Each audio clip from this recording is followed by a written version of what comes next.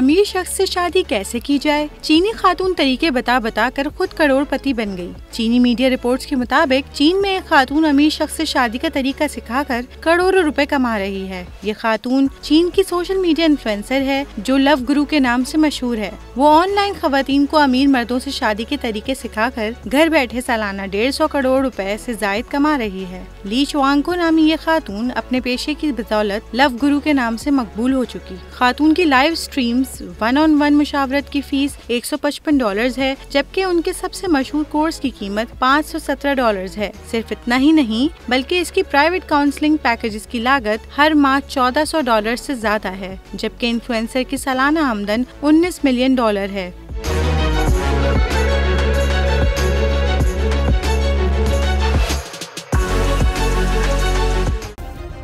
Subscribe करें और bell दबाएं ताकि कोई खबर रह न जाए।